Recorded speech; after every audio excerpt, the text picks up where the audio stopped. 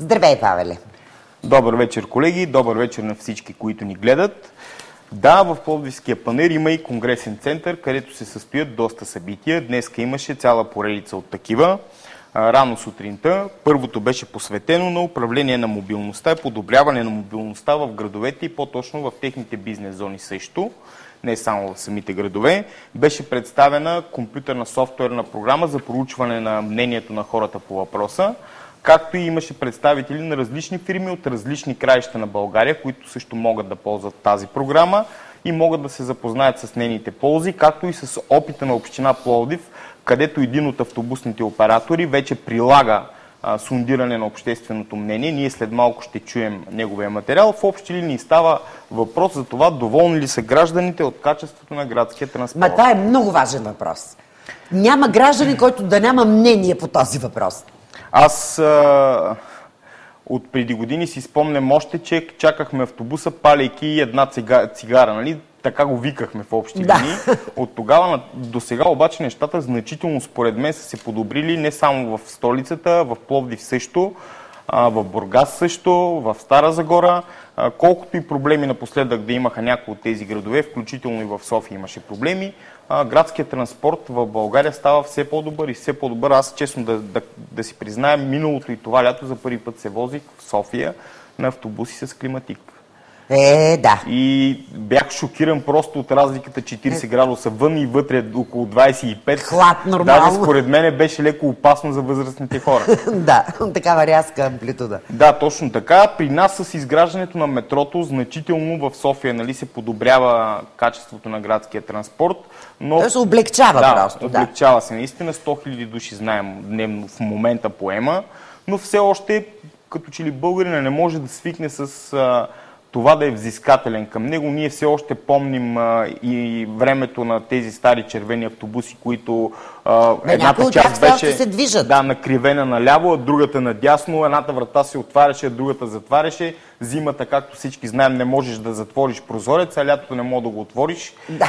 И така нататък. Парадоксите. Тези парадокси всички са... Тези парадокси на такива конференции обаче вече се вижда как се изглаждат. Така ли? Това ли е основното? Точно така. В момента даже ще само за сравнение да погледна. Нещо ще покажем интересно. Не, няма да показвам, просто ще прочета. В Пловдив са проведени до момента 2 проучвания на общественото мнение за градския транспорт и те са отчели 76%, първата и 59% удовлетворени от градския транспорт в града, което е над 50%. Особено първия 76%, за мен това е изключително висок резултат. Аз съм бил в няколко европейски държави и мога да кажа, че особено що се отнася до автобусния транспорт, не за метро говорим, за автобусен транспорт, няма такова нещо като в България. Няма автобуси, които да идват, поне там, където съм бил аз, разбира се, няма автобуси, които да идват на всеки 7, на всеки 10 минути. Там се движат в общи линии на половин, на един час. С точен там график. Има и графици написани на спирките. Той при нас ги има, разбира се, но са напълно гъсто. Нашите са, Може би там чрез метрото пък се компенсират нещата, разбира се. Не всички градове. Ето София вече започва по този път, но сега интересно е все пак да се съсредоточим върху панаира и върху това, което хората се събират да обсъждат там. Да, там имаше много представители, понеже самата програма в момента е безплатна. Безплатно се предлага и обучението по самата програма и могат да кандидатстват включително и собственици на фирми, които извършват междуградски превози. Имаше така включително и представители на граждански организации, които си имаха собствени въпроси. По време на конференцията основно се говореше за качеството на градския транспорт обаче и за това как то може да бъде подобрено благодарение на точно този съвременен софтуер, в който, както ще видим и след малко, всеки граждан има възможността първо той да си зададе въпроса, второ да постави оценка и трето да отговори на въпросите, които самата фирма е поставила собствени. Тя иска да прави проучване по този начин. Собственото си проучване, Включително е предоставена и възможността, опита от Холандия, включително е предоставена и възможността ние да вземаме въпроси и от една фирма да взема въпрос от друга фирма и да го добавя при себе си, тъй като смята, че е актуален.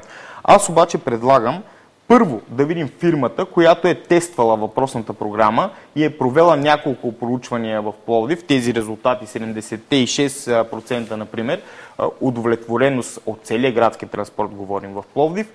Тя е провела това проучване, благодарение на нея са направени тестовете. Нейният генерален директор да видим, който разгледа много обстойно не само проблемите в Пловдив, в градския транспорт на Пловдив, но проблемите на транспорта в цяла Европа и сравнение и накрая направи сравнение между Европа и България, където има много интересни данни. Например, една от тях, нали, в аванс. Да. Ще кажа, 38% от българите не използват градски транспорт, понеже просто нямат идея коя линия къде отива. Те не могат да се ориентират. Говорим за всички градове, не за София. В повечето градове няма табели с ориентация откъде до къде върви. Няма карти на транспорт. Дадена линия. И заради това, например, има абсолютна карта. Толкова много хора не използват градския транспорт. За да не се объркат. Точно така. Не защото са недоволни от услугата, просто не могат да се ориентират. Нека да видим все пак материала.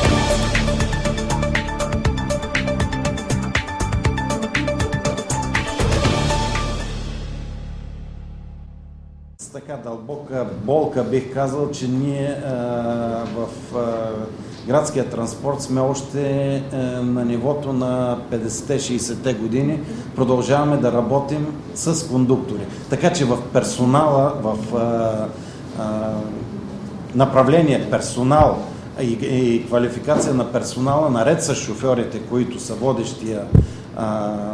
водещото звено, присъстват и кондукторите, а те са точно пресечната точка, комуникацията на потребителя с превозвача. Те са не само хората, които снабдяват с превозен документ потребителите, но които могат да дадат допълнителна информация, да подпомогнат пътуването и да влияят значително на качеството на услугата. И какви бяха проблемите, свързани с персонала? Внимателно шофиране, отношение към възрастните хора, озвучаване, което продължава да е проблем по голяма част от автобусите. Хигиена в автобусите, пушене, не само в движение, но дори и на последни спирки останал тютюнев дим по автобусите. И нещо, което също така притеснява потребителите, разговори по мобилния телефон, което е елемент и от сигурността на пътуванията. Втората позиция, много сериозна, която поставиха тогава пловдивчани, е вентилация и климатизация в автобуса.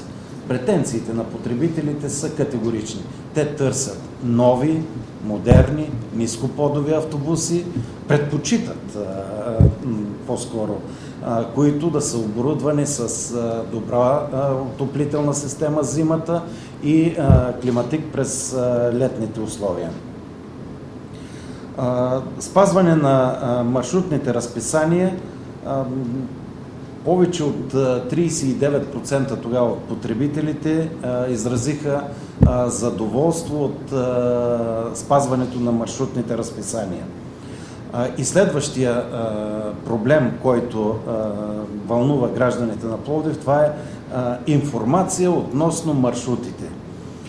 Тук спокойно можем да кажем, че като цяло и трите страни, които видяхте,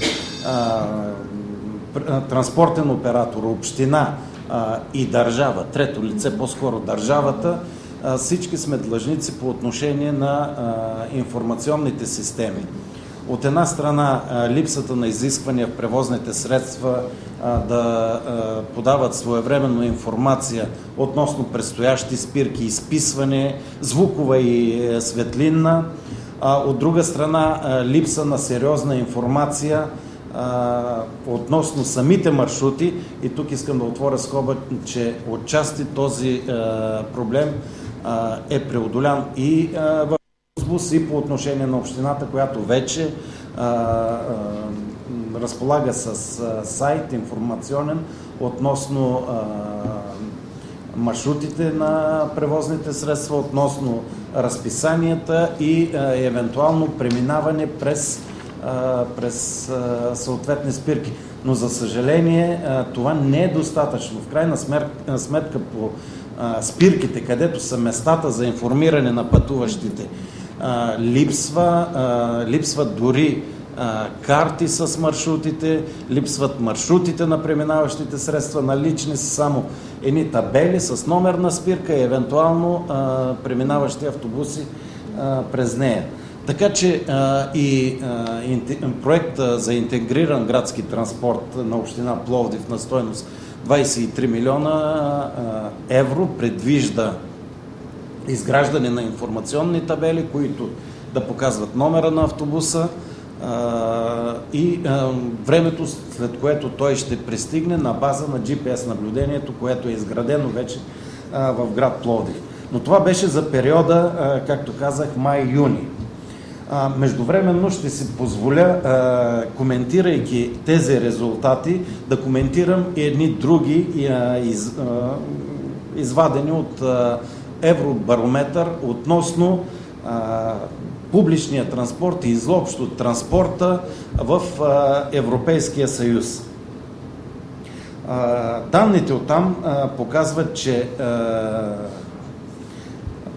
гражданите на Европейския съюз ползват доста сериозно личните си автомобили като средство за придвижване в населените места.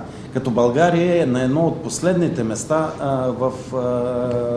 в тази посока. Така че очакванията ни са, че има възможности за развитие на публичния транспорт. Вместо да се стремим към ползване на лични автомобили за придвижване в големите населени места, да подобряваме качеството на транспортната услуга, за да бъдат привличани тези, за да решим проблемите, които преди малко казах. Екология, трафик, паркиране. Едва 33% от българите ползват личните автомобили като средство за придвижване. За разлика от други страни, като не бих коментирал Кипър, където изобщо няма публичен транспорт, но други страни като Швейцария, Италия, където процентите са над 60, дори се доближават до 70%. Два пъти повече граждани ползват личните автомобили. По отношение ползването на публичния транспорт, България е по средата, като около 28% от жителите на големите градове ползват публичния транспорт. И една интересна статистика, повече от 34% от българите ползват други алтернативни начини за придвижване. Това е, има се предвид пеш или с велосипеди. По-скоро при наличието на велоалеите, при липсата реално на велоалеи в големите градове на България, по-скоро става дума за придвижване пеш на гражданите. И още няколко цифри интересни за развитието на публичния транспорт в България.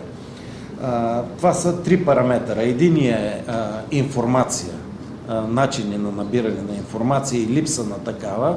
България е на челно место, на четвърто место в Европа като причина за неползване на публичен транспорт. Липсата на информация възпира около 38% от българите да ползват публичния транспорт. И не случайно амбициите на община Пловдив и на превозвачите като цяло е този пропуск, тази слабост да бъде по-бързо решена, за да се подобри качеството. На следващо место България е на първа позиция по отношение на цената на транспорта. Българите, показват, че публичният транспорт е твърде скъп, за да го ползват. В този смисъл искам да поясна, че цените на услугите в България са най-ниски в целия Европейски съюз. Но видимо стандарта на живот, стандарта на живот, заплатите, средна заплата, минимална заплата влияят на позицията на българите. И не на последно место, другия пункт, опасения относно сигурността, отново сме на първо место. Точно ниската цена на услугата води след себе си и амортизиран и в някои случаи и лошо поддържан автопарк, което сериозно влияе на мнението на гражданите и те се опасяват за сигурността си и поради тази причина не ползват публичния транспорт. Така че основните направления за работа от само себе си се извличат от тази статистика. Направленията са ясни. Това е обновен автобусен парк, качествен персонал, това е още добре разработени и с добър интервал на движение на маршрутните разписания и не на последно място това следва да е и информацията, цялостната информация по спирки и по превозни средства за маршрутите на движение в големите градове. Лично аз бях най-впечатлен от проблема с слушането на определен тип музика в автобуса. Предполагам, че за поп-фолк става въпрос или още по-зле. Според мен. Изконния български спорт. Да. Какво може да се слуша и не бива да се слуша? Както и пушенето в автобуса. Това е вече извън всякакви проблеми, които в София граници. Още преди години са решени, или почти решени, защото съм виждал изключения. Не, това са някакви наглици, които... Но в градския транспорт просто никой не пуше, дори не е за 7-2 преди няколко месеца съм виждал такова изключение за пушене, но като цяло този турмоз надути до крайности колони с разни чалги, чалга хитове, това нещо приключи.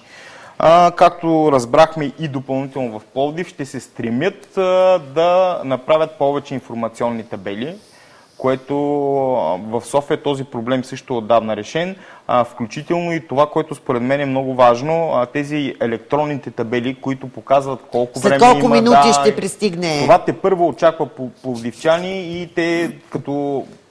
Аз обаче имам забележка именно към електрониката в този случай.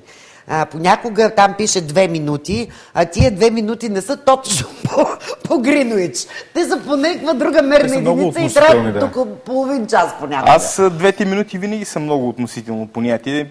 Да, идвам след 2 минути, понякога значи не се уточнява или кога. Или пък обещавам 15, пък са 2 и така нататък. Да. Въпросът е, че в случая в Пловдив са решили да използват западния опит, който е една програма, чието име няма да споменам, въпреки че е безплатна. Тази програма, както обясних и преди малко, всеки един човек може,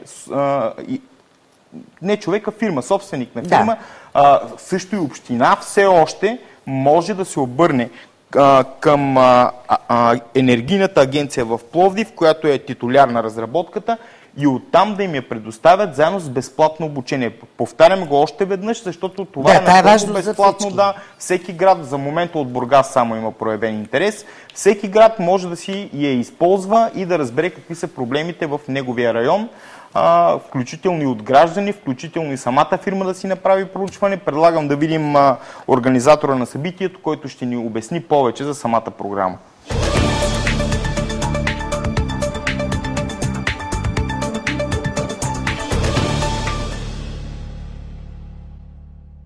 Модела за управление на транспорт в град Пловдив представлява един софтуер, с който могат транспортни оператори и общини да генерират въпросници за маркетинговите си проучвания, с които потребителите пряко ще могат да работят, като се регистрират на платформата на самия модел. Регистрацията се извършва както от транспортния оператор, така и от потребителят и е възможно контролирано пускане на такива маркетингови въпросници и те да се модерират от самият транспортен оператор или от общината, която е приела модела. Тоест, ако правилно разбирам, транспортният оператор задава въпроси, гражданите отговарят и той установява кой не е наред в услугата му. Да. Всички въпроси, които се задават от транспортния оператор или съответно от общината, се генерират, те се създават от тях и те се подават. Те по този начин ще могат да зададат въпроси по теми, които ги интересуват. И по този начин, освен това, ще могат да разберат какво тревожи и потребителя. Тоест, самият потребител също може да задава въпроси. Самият потребител може да задава въпроси и да прави коментари във въпросния модел. Колко струва въпросната програма и могат ли да я ползват всички общини? В случая въпросният модел е свободен за ползване от абсолютно всички общини и транспортни оператори в България. Тя е достатъчно гъвкава, за да приеме като товар абсолютно всяка една транспортна услуга с всичките и линии, спирки, маршрути и разписания. Безплатно? Да. В тестови период е още 6 до 8 месеца, докато свърши самият тестови период за цяла Европа. Евентуално за тези, които ще желаят да използват извън тестовия период и да продължат използването и в един по-дълъг период от време или да я приемат като свой собствен модел за качество, това ще рече, че те ще трябва да осигурят средства и ресурси, с които да могат да управляват самия модел. Ние го предоставяме, но естествено оттам нататък тяхна грижа те да се погрижат той да работи добре в техни ръце. Дава ли възможност за съревнование между компании в един и същи град, да речем, тази програма? Показва ли резултати видимо за хората, които я ползват? Мога да твърдя, че тя може да бъде използвана за така наречения бенчмаркинг, т.е. за сравнение между различни превозвачи, между различни общини. Това естествено зависи от въпросите и от коментарите, които транспортният оператор пусне в самото проучване. В един по-общ план, да, тя може да се използва. Кога очаквате да заработи наистина? Наистина се надявам да заработи веднага след приключването на тестването на модела. Мога да твърдя, че това ще стане юни-юли до година.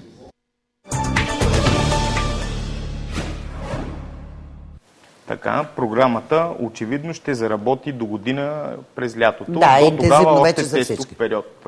Включително това означава, че ще може да бъде прилагана вероятно в пълен обем и във всички останали общини или фирми, които проявят интерес. Сега, доколкото разбираме, конференциите са наистина съсредоточени върху много възлови проблеми, засягащи държавата ни. За енергийната ефективност у нас се говори много отдавна. Това е един от приоритетите на правителството. И припомняме, уважаеми зрители, знаете, че за санирането на сградите включително беше поставено като една от каузите на президента Росен Плевнелиев.